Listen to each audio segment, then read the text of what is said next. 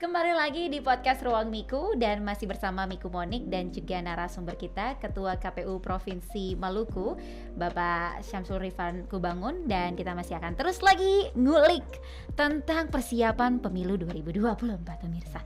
Nah, setiap orang kalau dengar namanya pemilu pasti anggapannya KPU tuh super sibuk, super serius, formal ya. Apakah itu benar Pak? Enggak, sebentar, ngulik itu bahasa seramnya apa sih? Ngulik tuh yang gini Pak, bukan? Ngulik, membahas, mengupas secara lebih tajam lagi Pak. Orang seram bilangnya ngulik Pak. Iya. Atau memang hari ini kostum saya pakai jas kelihatan formal ya? Padahal dari tadi ketawa terus ngakak gitu dari tadi. Gimana tuh, berarti gimana Pak? Serius apa enggak sebenarnya? Ya tentu kita melaksanakan tahapan ya harus serius lah, serius dan seru kan kegiatan-kegiatan yang kita laksanakan. Apa sih tadi pertanyaan, saya jadi lupa gitu. Seru atau serius atau formal atau sebaliknya, ngakak seperti ketuanya ternyata. Ini jangan-jangan salah, dia multifungsi. Paginya jadi ketua KPU, malamnya di stand up comedy sebenarnya. Gimana tuh Pak? Ya kita tentu bekerja sesuai dengan peraturan perundang-undangan ya. Jadi harus on the track, ada jalannya seperti rel kereta. Jadi tidak bisa bekerja itu di luar rel. Jadi harus kerja itu sesuai dengan relnya. Sesuai dengan rel itu berarti sesuai dengan peraturan perundang-undangannya. Jadi ya meskipun nanti di lapangan kita bisa juga kerja-kerjanya tidak perlu serius-serius misalnya. Ya kalau ada waktu untuk bersantai ria, misalnya mau nyanyi ya kita nyanyi. Kalau mau berjoget kita berjoget gitu lah. Ya kita ya gitulah, kita melaksanakan kegiatan tahapan itu ya tentu serius dan juga ya paling tidak juga harus lebih santai juga. Jadi jangan sampai tadi kerjanya bebannya banyak, kemudian kondisi emosinya, jiwanya tidak stabil gitu loh. Nah, akhirnya makanya ya perlu ada hiburan-hiburan, balance ya, gitu ya Pak. Balance ya is kalau the key butuh of tadi life. saya bilang kalau mau nyanyi ya kita nyanyi gitu loh. Ya joget kita pernah loh bikin kegiatan di Banda. Kita KPU bikin Banda, kita bikin pesta rakyat. Nah itu kita setelah kegiatan kemudian jalan santai, kemudian kita juga bikin menghibur masyarakat, menyanyi, kemudian kita berjoget. Jadi saat on duty, saat kerja emang sangat fokus, tapi juga waktu off duty bisa tuh sesantai mungkin saya kan. Jadi ada balance is the key of life. Nah berarti ini juga memecahkan stereotip di mata masyarakat yang menganggap bahwa tugas KPU atau orang-orang KPU semuanya serius, tegang, sabra formal, takut. Enggak ya?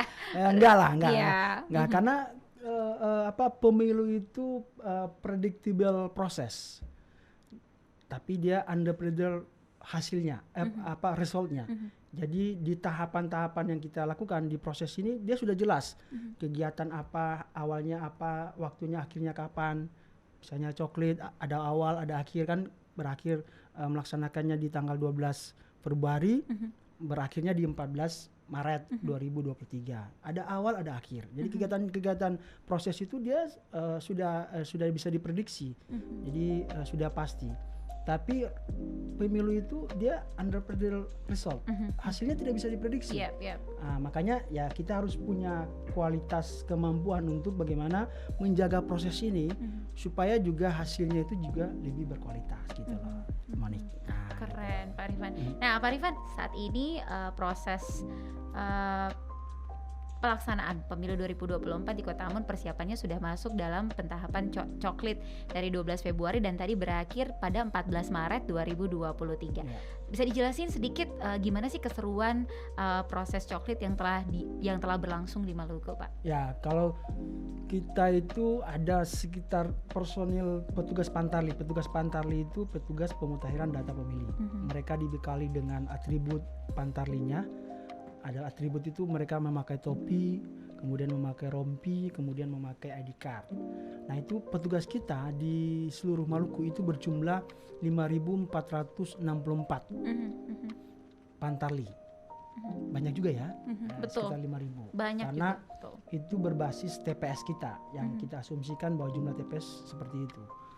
Nah mereka melaksanakan itu, mereka harus memastikan atau mengunjungi nama-nama yang mereka dapatkan sebagai daftar pemilih itu harus didatangi di rumahnya. Kayak misalnya tanya nih, Monik ada nggak namanya di daftar itu? Nah nanti mereka datangi.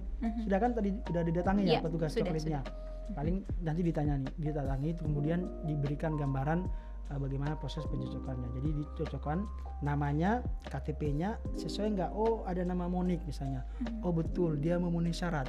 Kalau mau Monik misalnya tadinya sudah lulus menjadi kowat atau polwan, wah tidak lagi, tidak boleh. Saya kira itu bagian-bagian kerja-kerja kita, Pantarlinya. Jadi mereka telah selesai ini melaksanakan tugasnya dan alhamdulillah puji Tuhan semuanya berjalan dengan lancar.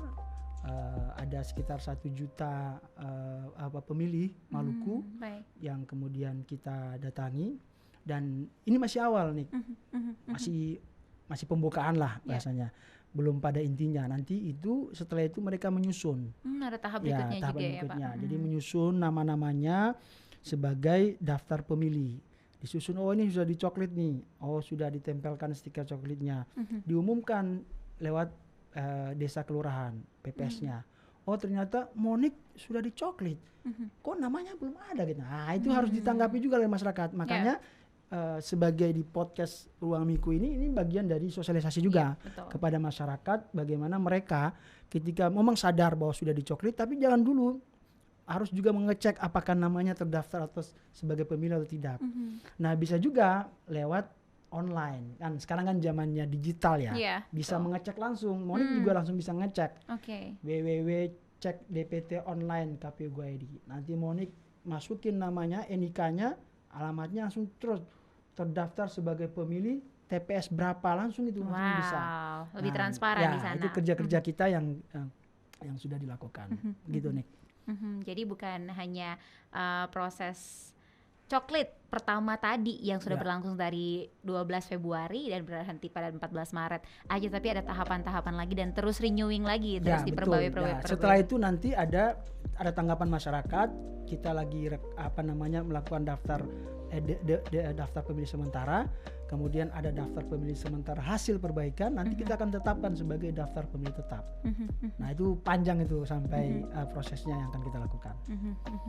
Baik. Nah waktu Pantarlih turun ke rumah masyarakat, itu kira-kira respon masyarakat gimana Pak? Sepemantauan Bapak sebagai beragam. Kita misalnya contoh ya, di beberapa kerja-kerja Pantarlih itu misalnya ada yang karena mayoritas misalnya nelayan, ada misalnya dia pergi ke laut tidak ditemui, nah harus menunggu dulu, harus ditemui. Ada juga misalnya di pedalaman, misalnya di daerah pedalaman itu misalnya diburu, itu ada kejadian juga. Ketika mau menandatangani, orangnya tidak bisa menandatangani, makanya pakai jempol. Jempolnya itu capnya nggak ada, makanya dipakai tinta pulpen, dikasih jempol. Nah di Kota Ambon misalnya ada yang digigit anjing loh, Nik. Udah pernah digigit anjing belum?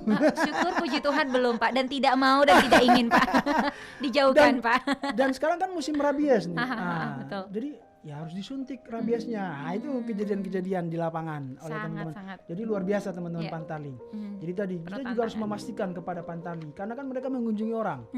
Ya mengunjungi orang itu pastikan. Ya pastikan misalnya ramah, menyapa, paling tidak ya harus mandi dulu.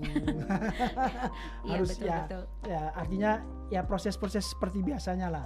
Jadi kita menyarankan juga teman-teman juga dalam bersikap, dalam melaksanakan proses pencocokan penelitian itu ya harus juga betul-betul melakukan dengan baik. Jadi ya ada juga yang ditolak misalnya ini mereka tidak tahu gini, ini apa lagi, kadang-kadang kan ada masyarakat itu kan dia beragam-ragam. Jadi ya itu di dinamika yang terjadi di lapangan. Ada yang harus menempuh jarak.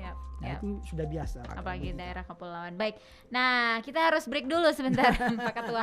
Saya tadi apa kalau bahasanya itu? Apa tuh Pak? Mangkola itu apa? Bersendawa. Siap, baik. Kita akan kembali lagi di segmen terakhir di Ruang Miku.